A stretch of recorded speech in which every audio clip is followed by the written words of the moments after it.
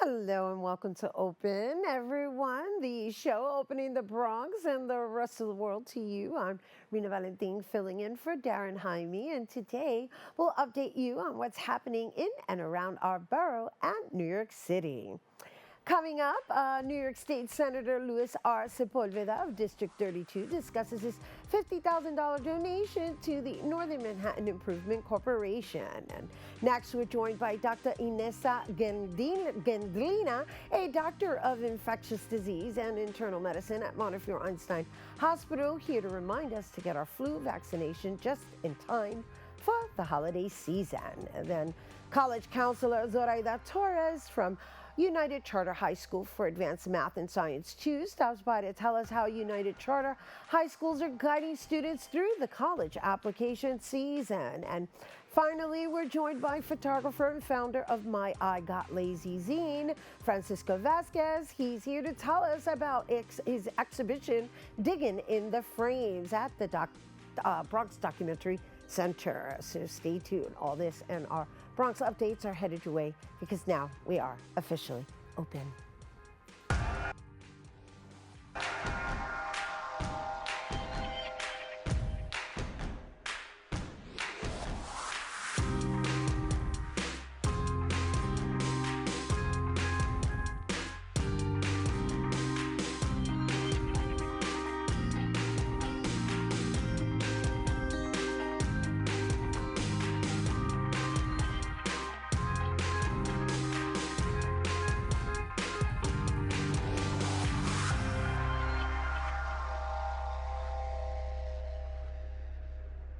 Hello, everyone. Rhina Valentin here, filling in for Daren Jaime, and you're watching Open, a live program bringing the Bronx and New York City straight to you. We also want to welcome our viewers to the Manhattan Neighborhood Network, as Open is being broadcasted simultaneously on M&N's channels. You can stay connected with us on social media platforms at Bronxnet TV, and some things, have been going on throughout this past week, and we're actually going to take you through it with some Bronx updates.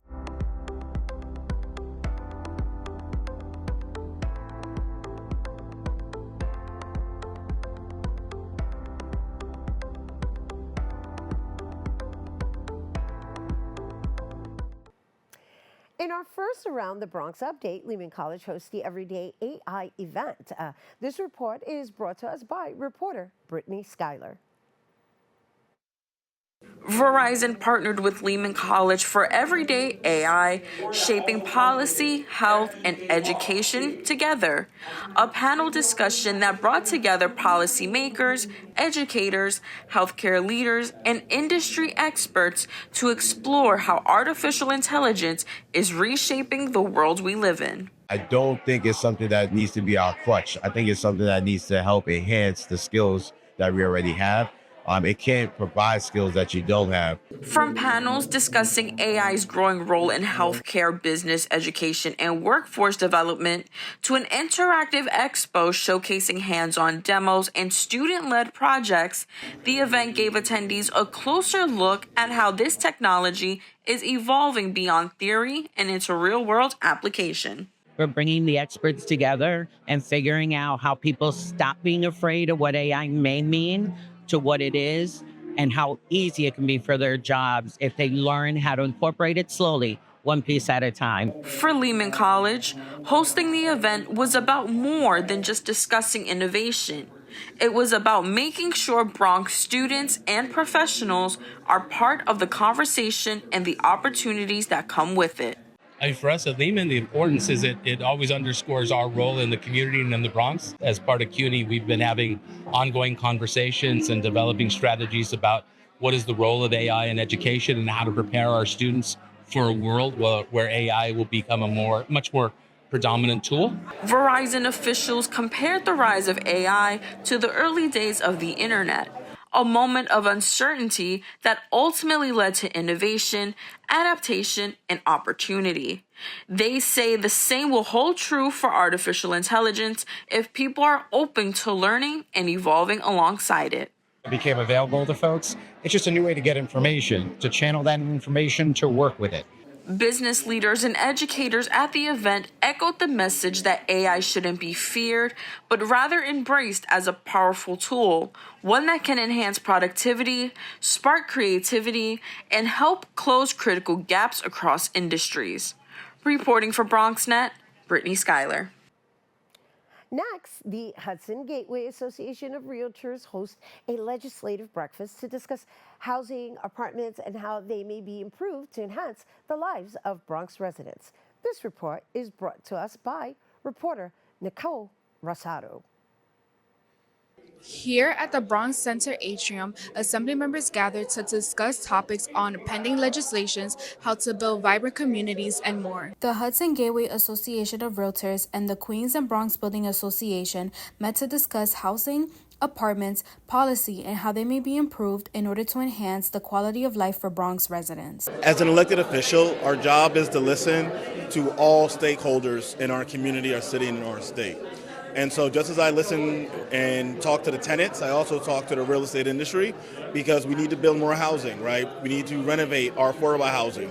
We need to figure out how can we stop the rise of costs while still it can be a successful industry.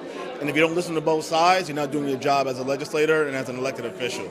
So I'm here today just to make sure that I can understand the insurance issues, the cost issues, the construction issues, so I can bring that back to my community and have a holistic approach on how we can solve our housing crisis. Living in the city can be extremely expensive and difficult to upkeep. Buildings are being developed, but the expense of living in these units is impractical. With this panel discussion, participants were able to express their concerns and ask the necessary questions. It reaffirms that there's a lot of work that need to get done. There's funding that need to go in the right places, and we need people in the right positions to make sure these things don't happen. Affordable housing and apartments should include a job that allows one to pay rent. One must ensure that residents have well-paying jobs in order to afford the housing units they are building and continue to pay their rent. So one, I think that comes from our master planning. We have to incorporate business development and businesses within our real estate development. Everything we build can't just be housing, right? We need to build work sites and places where people can train for work and work programs. It's not easy to have these conversations as it is to pay the rent. Residents can make a difference by raising concerns and express their dissatisfaction with the current situation. Reporting for Bronxnet, Nicole Rasodo. Don't go anywhere. We'll be back with more Open right after this. What's up, creative family? Discover your voice with Bronxnet Community Media classes. Are you ready to bring your ideas to life? At Bronxnet, we offer television production classes for community members ages 18 and over, empowering you to share your vision with the world. Get certified in field production, in-studio production, and our new exciting addition, podcast production. Once certified, you can create your own show to air on one of our 6 TV channels. It all starts with our free Unleash Your Ideas Masterclass, designed to help you plan your show idea and set you up for success on your production journey. This class is offered at the beginning of each month for your convenience.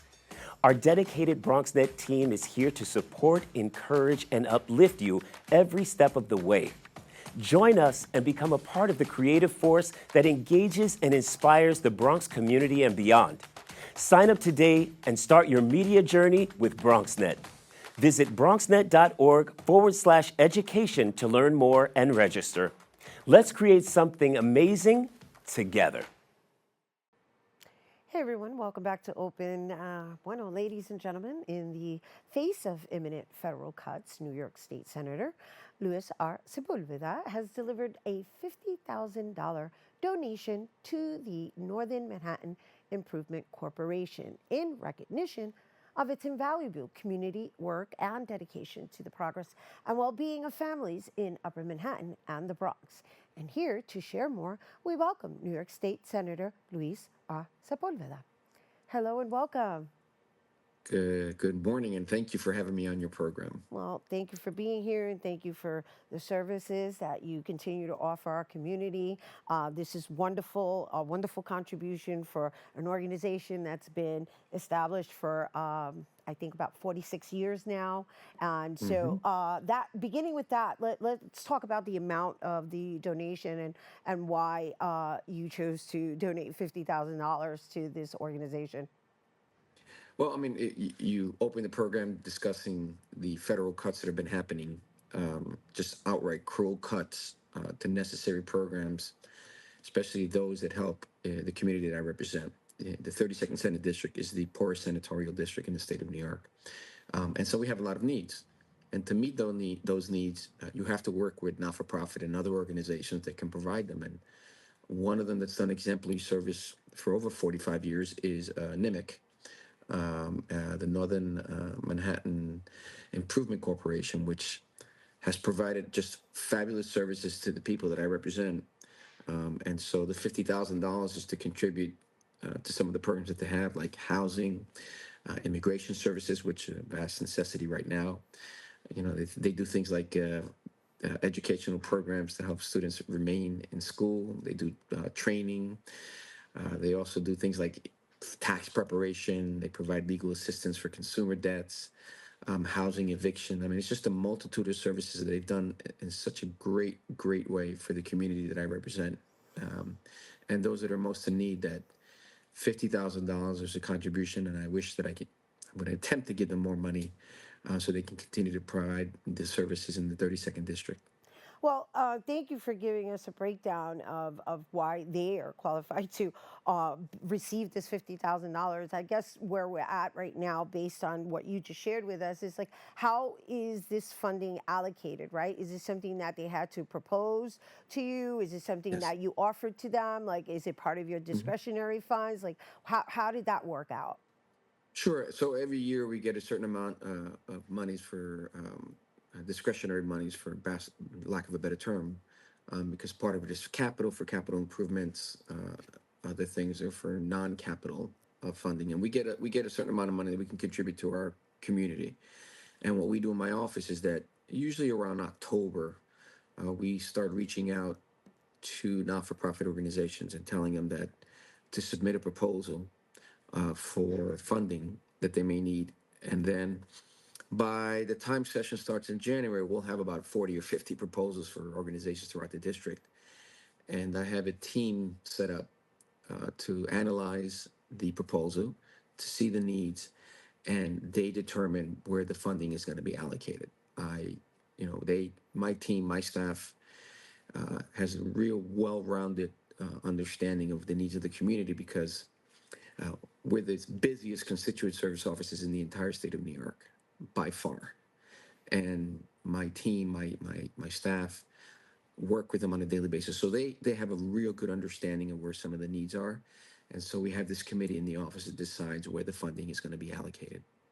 And so, how is this aligned with your Project Vision 32? Can you give us a little breakdown on how that's empowering the Bronx Initiative as well?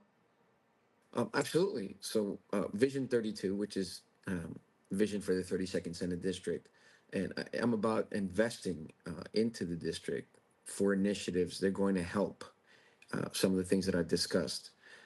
We need to make sure that organizations like NIMIC, that demonstrated the commitment to the community, that we continue to provide them with funding separate from other opportunities they have for either private foundations or other government asks. But we want to make sure that we see them, they meet us, they come to the office, and then we fund them accordingly. Right, and so it also mentions something regarding the capital investment in infrastructures and schools. Yes. So, I guess I want an overview of what your whole outlook is in the way you're distributing.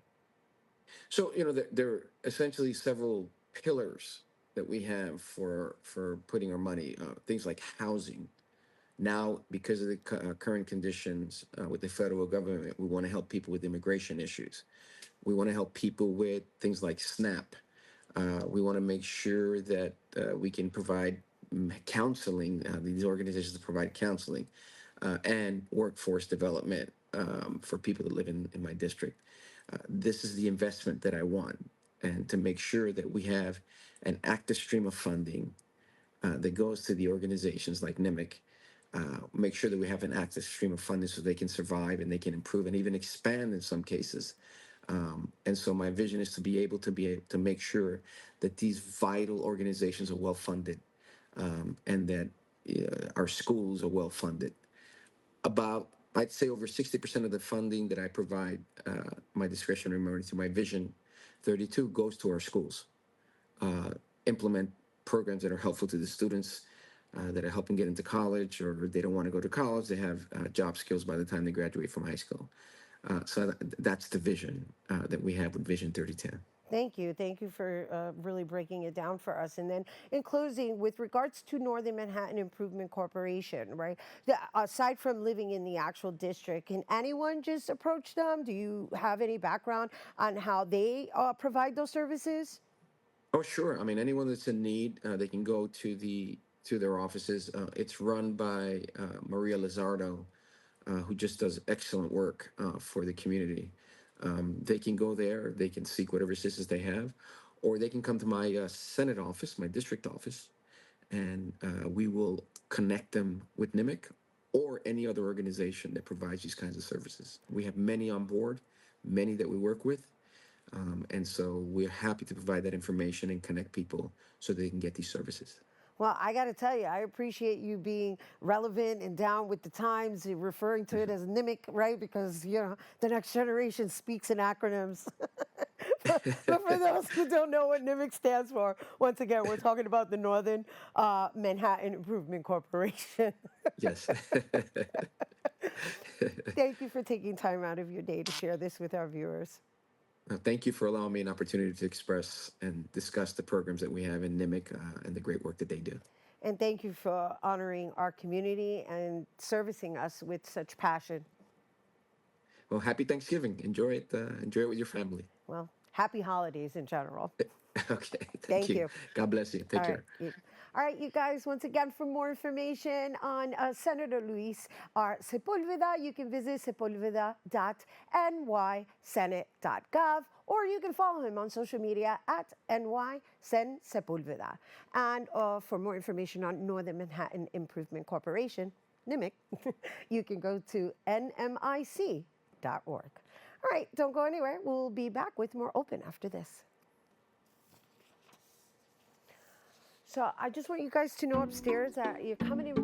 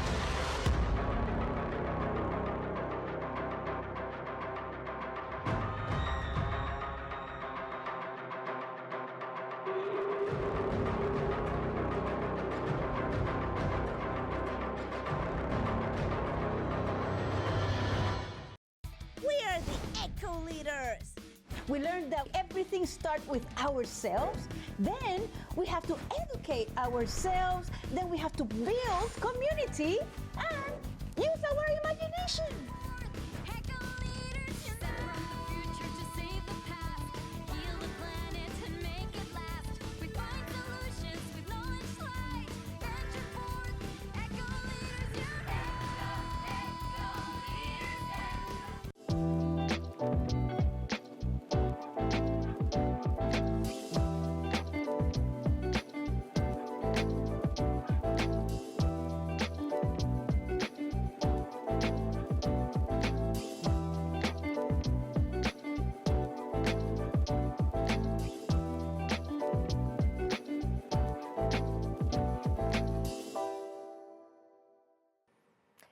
Hello and welcome back to Open. So every year, roughly 1,500 to 2,000 New Yorkers are fatally affected by the seasonal flu and pneumonia. Our next guest is here to tell us that these outcomes are preventable and the best way to protect yourself against the flu is to receive an annual vaccination. Here to explain how and why you should get an annual vaccination is Doctor of Infectious Disease and Internal Medicine at Montefiore Einstein Hospital, Dr. Inessa Gendlina. Hello and welcome. Good morning. Thank you so much for having me. Well, thank you for being with us and yeah, and helping us, navigate our wellness, we'll say, right? It's a very important topic. Well, it's unfortunate that we actually have to revisit this every year. Let's start there. That there's no way of preventing it from even kind of like spreading. Yeah, I mean, flu and actually COVID are one of those shots that you actually do have to get every year, every season. It doesn't carry over from year to year, from season to season, like pneumonia shots do, or some of our tetanus shots do. Flu is really one of those things that we really want to make sure that people get it every year in time for the season. The flu shot that's really specifically adapted and designed for this year's season. So walk us through the difference between the RSV vaccine as well as the flu vaccine, because these are two different vaccinations now that basically were suggesting that people do annually right when, I guess, flu season comes around. So talk to us about, I guess what I'm really alluding to is just the reality of that now there isn't just one, there's two that we need to take, and why we need to take both. Yeah, so that's a really great question, and there's certainly some. I don't even know that it's really confusion, but it certainly makes it complicated. Makes the vaccination season, right? We have the viral season, we have the vaccination season, so it makes the vaccination season a little bit more complicated. So we have our influenza vaccine. It really should be given. Vaccine becomes available usually at the end of August, early September. It's adapted to the best of our knowledge for this year's expected, anticipated circulating influenza viruses. So what we've seen last year, how the virus is shifting and how it's marching across the globe. So the influenza vaccine is really specifically adapted for our best prediction as to what's going to happen this year. And that's why it really needs to be done every year, because it's really most up-to-date thing.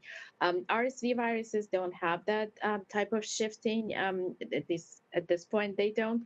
For RSV viruses, it's really once in a lifetime. What we know right now, it's once in a lifetime for those people who are eligible, who should be getting the RSV vaccine. The other one that's shifting and adapting, and we adjust our vaccines every season, is, of course, the COVID vaccine, that we also, similar to flu, adjust to what is circulating in our best guess as to what's going to be happening, so that the vaccine is the most adapted for protection. Okay, so RSV, and I just looking for clarity, is like the byproduct of COVID.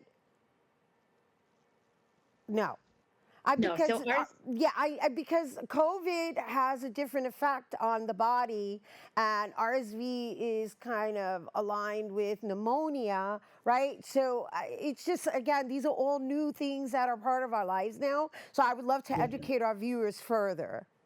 Yeah, absolutely. And again, it is a challenging vaccination season. So let's start with RSV. So RSV is a relatively new, relatively recent vaccine. It came out in the last couple of years.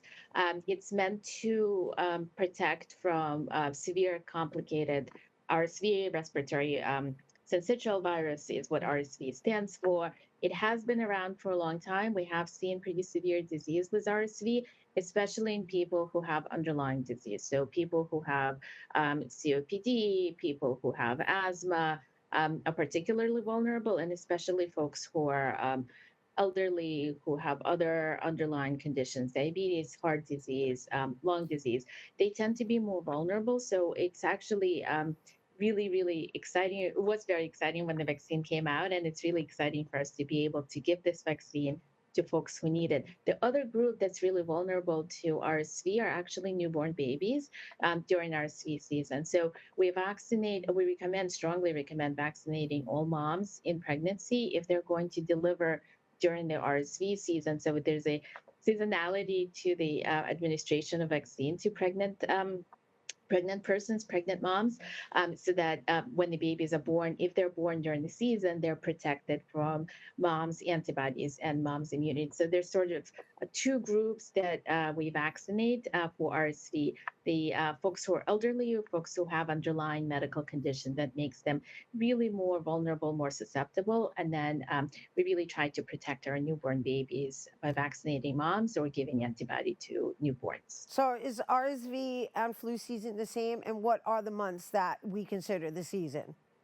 Yeah, so they tend to overlap or come pretty close together. The season is usually September through March. We can't predict, right? Every viral season, they're like snowflakes, so every viral season is different. And the timing of RSV versus flu is also slightly different. And we know COVID threw a curveball into all of that. But it's generally September, October through March is when we consider that respiratory viral season. And then, which one comes first? Is it flu? Is it RSV? That tends to be very different and very unique from year to year. All right. Well, thank you for educating us on this. I'm sure this will help a lot of individuals. Now, before we go, let's talk a bit about the prevention or the possibilities in either preventing and or minimizing the impact. Yeah, so the best protection is vaccine, right? So vaccines. The best protection is seasonal flu vaccine, RSV vaccine for those who are eligible, COVID vaccine, especially those who are vulnerable. So really, the triple virus, the triple protection is by far the most effective is vaccination.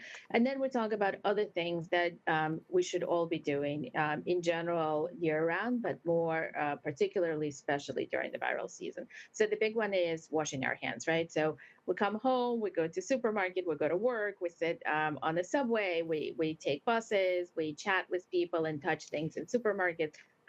Really washing hands before we touch anything else, before we touch our hands to our faces, our eyes, our mouth. Really washing hands is a big one. The other one is sort of proper etiquette of not interacting with people closely. If you have one of those, if you're sick, if you have respiratory symptoms, if you're feeling unwell, if you have a fever, try to not be with people, try not to infect anyone. If you absolutely have to, you can wear a mask, and it's totally okay to wear masks. It's still okay. So if you're ill and you really have to be somewhere, definitely wear a mask.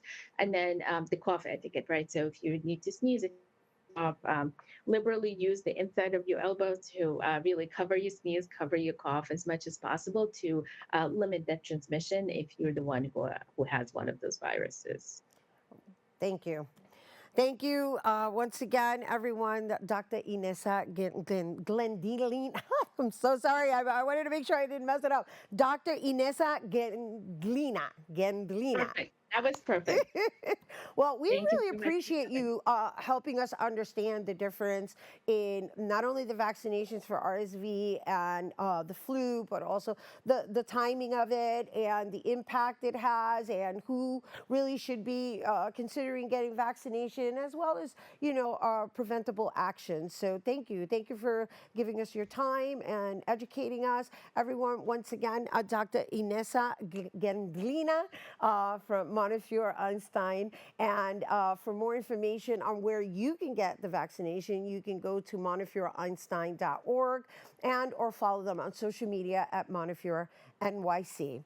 All right, don't go anywhere. We'll be back with more Open right after this.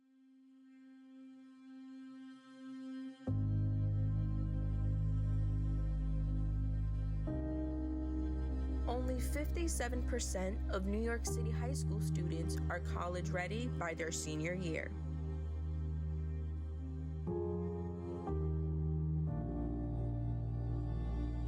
%5 of high school graduates either have no plans to attend college or are uncertain that they will ever attend.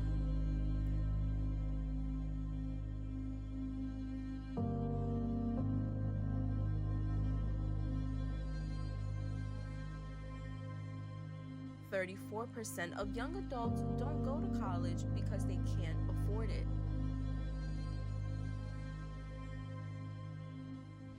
Discover what's possible. Bronxnet's education programs, internships, and opportunities help engage and inspire Bronx youth and beyond to pursue their passions. Be a part of the Bronxnet family. Whether you're interested in our shows, joining a class, or donating to support our mission, visit bronxnet.org to learn more. Hey everyone, welcome back to Open. So not only have we entered the holiday season, but every high school senior knows we have also entered the college application season. And for many high school seniors and parents, this can be a very daunting task and time. So our next guest is here to tell us it's never too early to plan for college applications. Everyone, please welcome college counselor at United Charter High School for Advanced Math and Science II, Zoraida Torres. Hello and welcome. Hi, thank you so much for having me. Well, thank you for being here. And just myself, as a mom to a junior in high school, I am so much looking forward to this segment because you actually prepare them from freshman year. Yeah. Yes. All right, so first give us a little background on the United Charter High School for the Advanced Math and Science II. Yes. Why II? So we are United Charter High Schools, and then particularly the school that I work for is Advanced Math and Science II. So we are 7 high schools located across the city, serving students in our communities to prepare them for life after high school. And then specifically at AMS II, it's in the Bronx and located in the Jane Addams campus in the South Bronx. And so, from what I've read here, it's like you already prep them the minute they step into your doors. Yes, so definitely different ways that we support students. So from 9th grade all the way through senior year, through the end of senior year, we're really supporting them and guiding them through the process with an understanding that we are preparing who they are after high school. We get them for 4 years, but the reality is that what the legacy that they get from us can be lifelong. So in 9th and 10th grade, we really want our students focusing on their GPA, making sure that they're taking the tough courses, that they're doing well in their courses, and then that they're also getting involved. At AMS II specifically, we have a lot of clubs. We have sports that the kids get geared up about. And so and they're why really are the clubs so important? Because it helps to round them, right? It helps them to have an understanding of things that they like to do outside of just learning, right? They're learning to be leaders, they're learning to be advocates, they're learning who they are, not just in a classroom, but also in the grander society. And so the clubs that you're referencing, give us a taste. So some of the clubs that we have specifically at our school, we have language clubs, we have like cultural clubs, we have organizations that students working with outside organizations, we have students like for example, Rocking the Boat is one of the big ones. It's here in the Bronx. Right, we love Rocking the Boat. Yes, we oh my feature God, them regularly. Amazing. Well, that has a lot of benefits, not solely in learning about the river and preserving the river and water and the boats and building, and it has a lot of advantages. Yeah, and I think that I'm also a Bronxite. I didn't ever get any kind of instruction in that, and so for seniors to be able to say, no, yeah, I know how to sail a boat coming out of the Bronx. That is beautiful. How about building? Right, like that's. Yeah, I'm saying as an urban, right? You know, right. Imagine now as a college admissions person Right. reading this on an application from a Bronxite. It's like, wait, I want to know this kid. I want to see what this kid can do on my campus. And so it definitely sets them apart from other students, right? And so definitely partnering with organizations like that. We also partner with organizations for our students because they're intellectuals and they're advocates and they're leaders. So like SEO Scholars, we work with Minds Matter, that these are some organizations that help to prepare them as well for college and the college application process. And so I guess that's where your job comes in as a counselor. How are you able to identify and recommend which direction they go in? So I don't ever recommend. Okay. I always support what it is that the students are interested in. But what if they're and helping them unfamiliar to with guide. it? So that is where they're able to expand on the different organizations, the clubs that we participate with, and through some of those, because I'm one person, right? And even though our school community, we have all different kinds of things going on. The students know that they can go to this person or that person to get a little bit more insight. And I always tell them, if you like it, stick with it. Do a little bit more. See how that feels. And if you don't, then you can move on to something else. But it definitely helps to zero in their interests so that by the time they get to junior and senior year, they're ready to go. All right, so let's just say they're already in junior year. I know we're here to talk about senior year, but that's like a last minute, like, Right. Even though we want to talk about that as well, even though we're at the end of the year. But I would think junior year is where you really start officially planning. Yes. So I get them in junior year, like officially they're mine in junior year.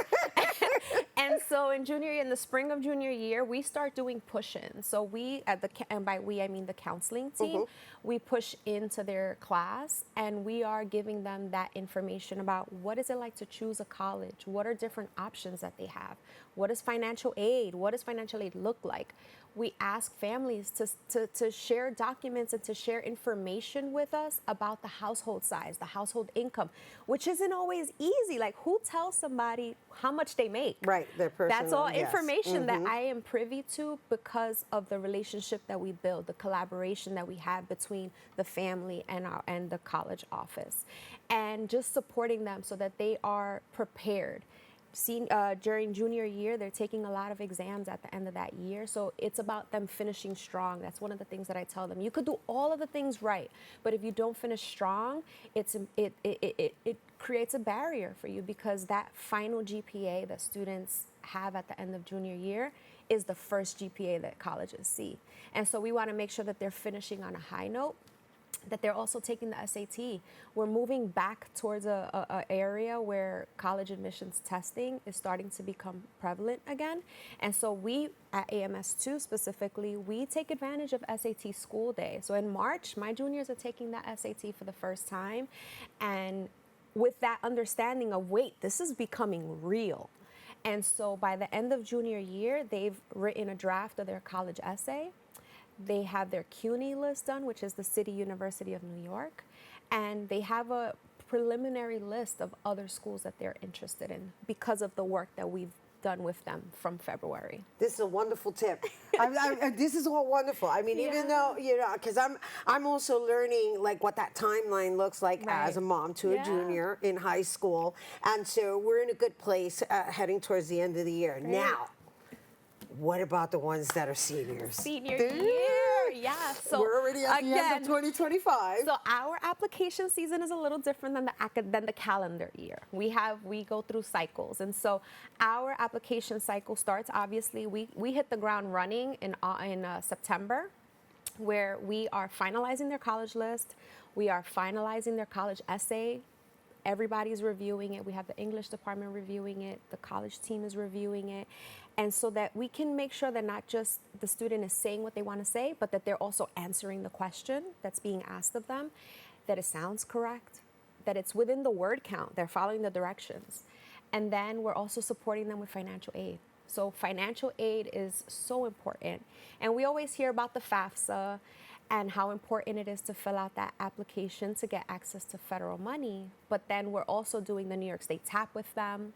For our students applying to private schools, we're filling out the CSS profile, which is another financial aid application, and just trying to ensure that not only are they applying to the appropriate schools, but they're also getting the funding that they need so that they can make choices, because they're going to have a lot of choices to make, or one choice to make, a lot of options to choose from.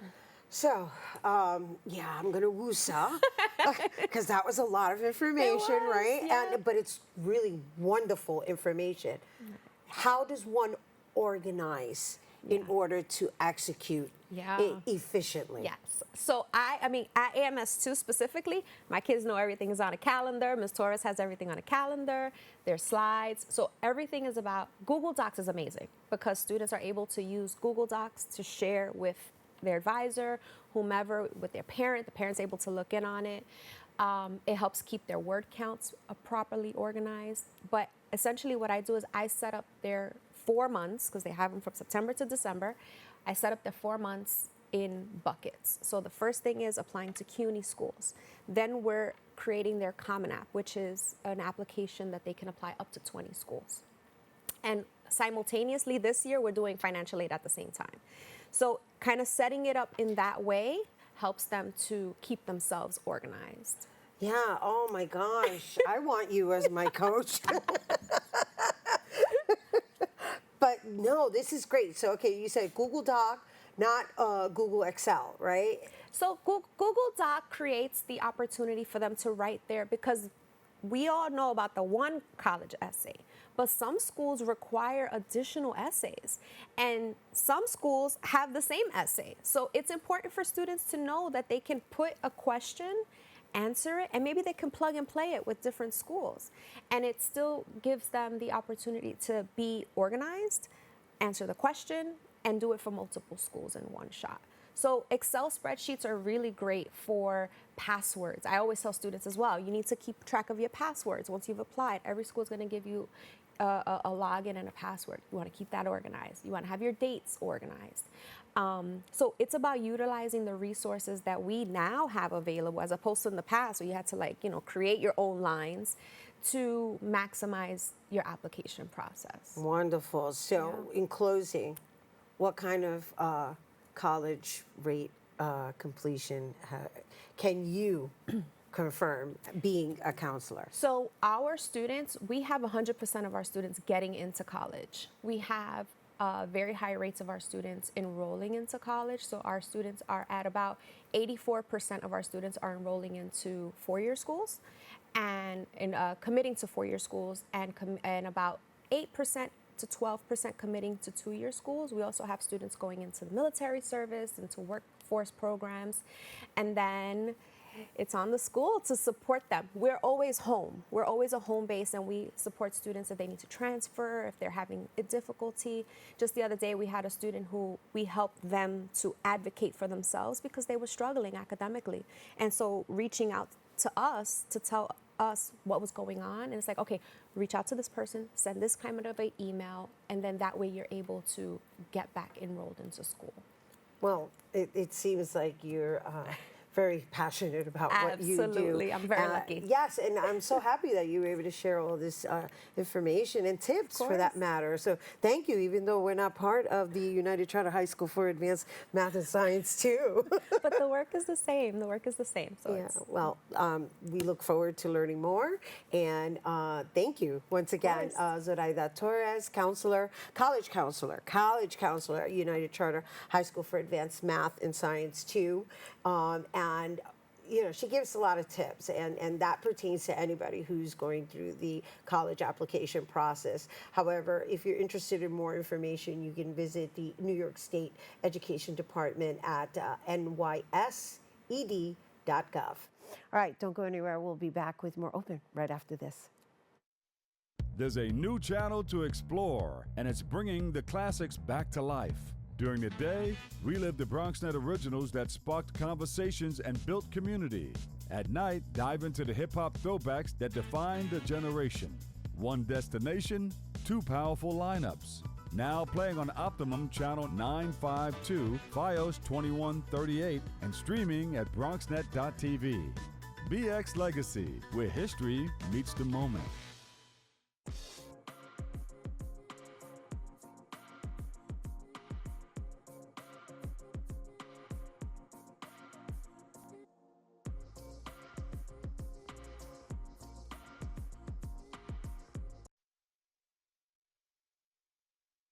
What's up, creative family? Discover your voice with Bronxnet community media classes. Are you ready to bring your ideas to life? At Bronxnet, we offer television production classes for community members ages 18 and over, empowering you to share your vision with the world. Get certified in field production, in-studio production, and our new exciting addition, podcast production. Once certified, you can create your own show to air on one of our 6 TV channels. It all starts with our free Unleash Your Ideas Masterclass, designed to help you plan your show idea and set you up for success on your production journey. This class is offered at the beginning of each month for your convenience.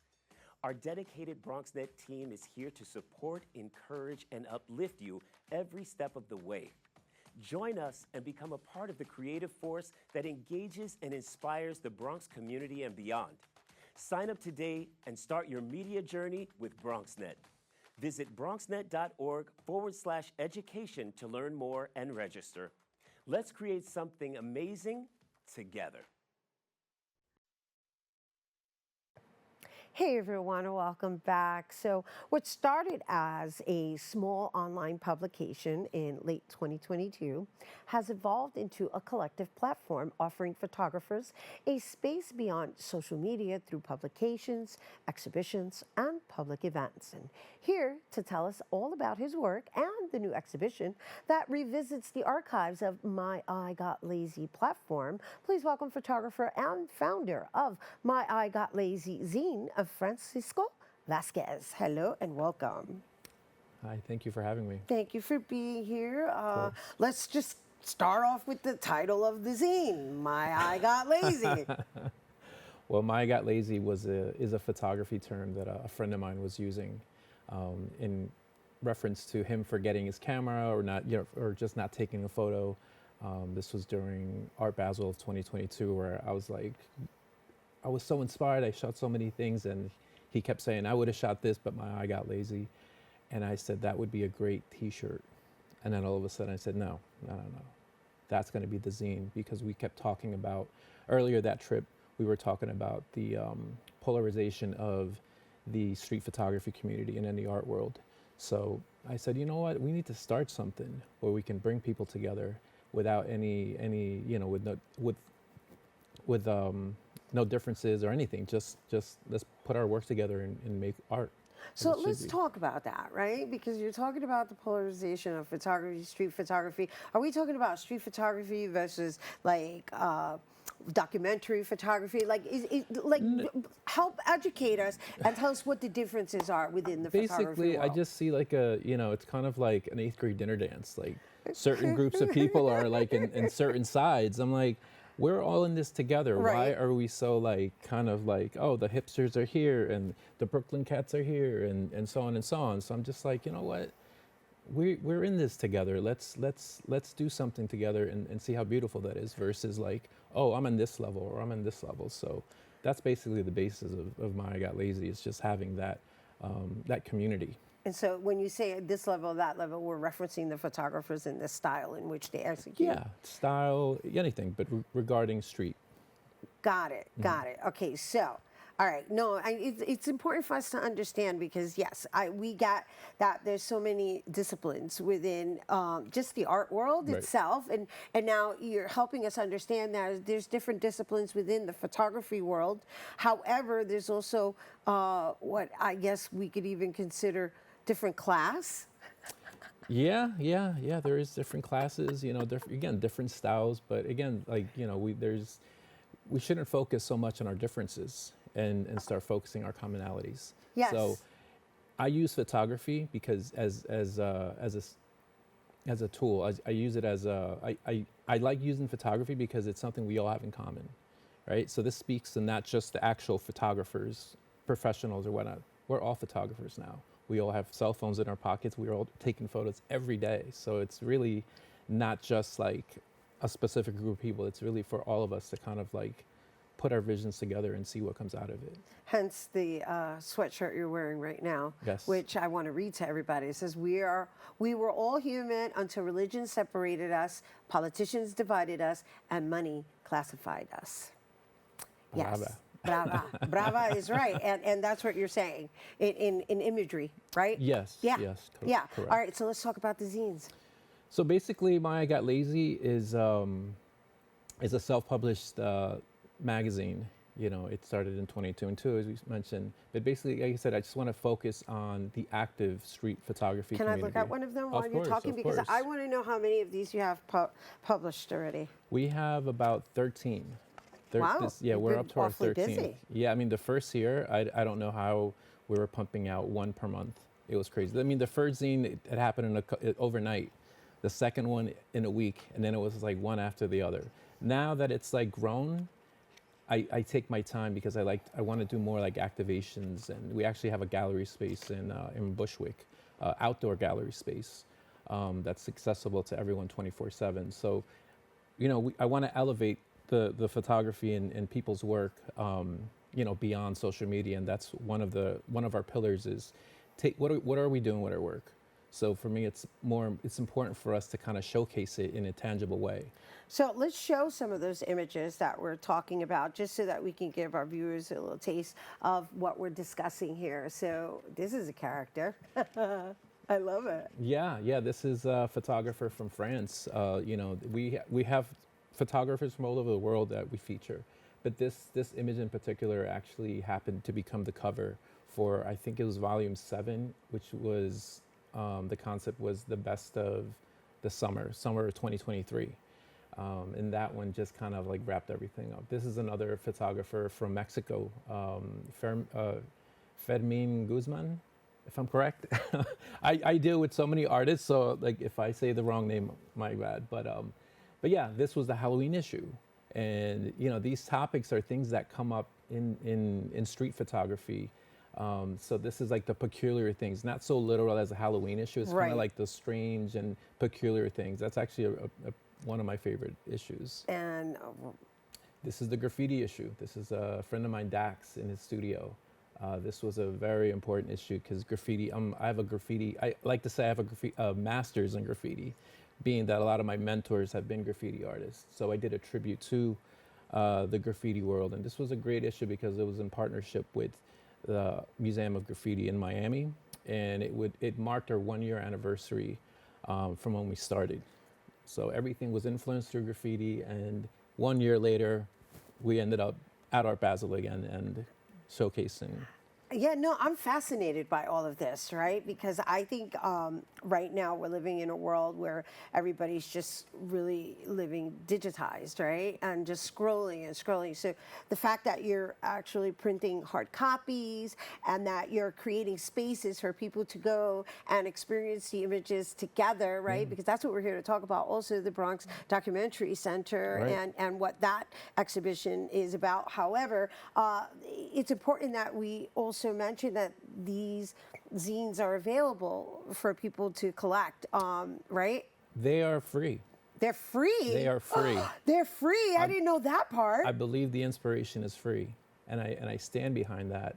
And this was inspired by a magazine in the 90s called Frank 151, where you would go to certain places around the city and you would find them for free. So that's my whole concept behind it. And it's also kind of just to like show people like the magazine and just to get them aware of what's happening information wise. And it's also, time travel. Yeah. I mean, to me, there are many portals, there are many portals that can really take you to a space. And it's kind of like making music. I just want to move you, these are albums, these are mixtapes, so each mixtape has a different concept. And I hope that inspires you and moves you. And, as we've progressed, we've gotten into more serious issues. Like their last issue was... This one? Yes, this was on Ecuador. That's where I'm from. I'm an immigrant from Ecuador, and I wanted to kind of just like empower our own people because we are the 4th largest Latino community in New York, yet there is really not that much of a representation in the photography world. Aside from that, I also wanted to just kind of uplift our own people and be like, look, this is who we are. Let's take a step back and really reflect on the multicultural richness of our culture. Yeah, because I see a lot of Afro-Latinidad incorporated in here. So when you think of Ecuador, I don't know, not many people really know much about it or something, but for me, it's like this was very important, not just for my people, but also for myself. Right. From the Afro-Indigenous perspective, your roots, I see it in here. It's beautiful. This is beautifully captured and beautifully curated, which is your department. Yes. I never thought I'd get into it, but I'm a curator now. I'm curating art, photography shows, and that's where the zine has taken me. It's taken me into beyond the pages and into actual spaces.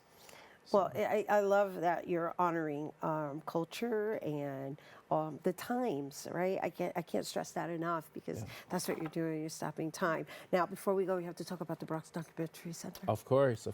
Well, This is beautiful. I'm just helping myself to them because he said free. He said free. Everybody heard that, right?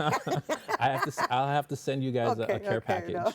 No. These are from the archives, but I will send you something. Wonderful, wonderful. Yes. But Bronx Documentary Center. But yeah, no, that when I got the email that they were interested, it blew my mind. I was super excited and super happy because it was finally, after all this work that I've been putting into this, somebody's taken interest. And they have been a supporter since day one. And actually, when I say they're free, I bring them, that bring the magazines to certain places who align in our vision. Right. And the Bronx Documentary Center has been one of them. So I make it so that people can get out of their phones, get out of their homes, Yes. and go visit these spaces that celebrate photography, that celebrate culture, that educate communities. I lost my train of thought. No, it's all good because we're really quick because we got to wrap up soon. But Right. Digging in the Frames, the title itself. So what should people look forward to experiencing when they Digging in the arrive? Frames is a look back. It's a look back into our journey. It's a look back of how we started as a zine, and then how we've progressed. And we're fairly young. We're about to turn 3. So it's a look into the journey of progressing from a zine into this platform. Because like I said before, the zine is just one component, but now, as of this year, we have an actual gallery space, an outdoor gallery space in Bushwick. Yeah. And I plan to do that in various boroughs to again, uplift and move the communities. I love it. So you're going to have a traveling exhibition. Of course. Of course. He's like, of course. Yeah. I mean, if you want to come and visit me at all times, you come to Bushwick, but we're actually going to tour throughout the city. There's so much beauty in the Bronx. There's so much beauty in these inner cities that I want people to see that. And I also want to educate people. I also want people that are not from New York that are coming into these neighborhoods and show them who lives here. So that show in Bushwick, we highlighted a Puerto Rican photographer by the name of Isabel Flores. And I liked that because his work really showed the significance of the Puerto Rican flag and what that meant.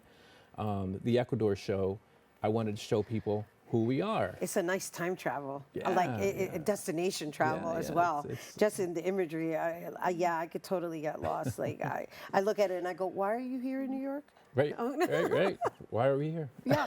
I mean, it's beautiful, but it's a beautiful homage to your cultura. So, and thank you for bringing it here to our viewers. Thank you for having me. And you guys, once again, Francisco Vazquez, founder of the My I Got Lazy zine, right? But they have an exhibition that's currently on display called Diggin in the Frames that is going to be up until December, what'd you say, December 13th? December 14th. December 14th at the Bronx Documentary Center. Once again, if you're interested in more information, you can visit bronxdoc.org, and for more information about My I Got Lazy zine, you can visit, you can go to myigotlazy.com, and you're actually going to see the zines there, the entire collection.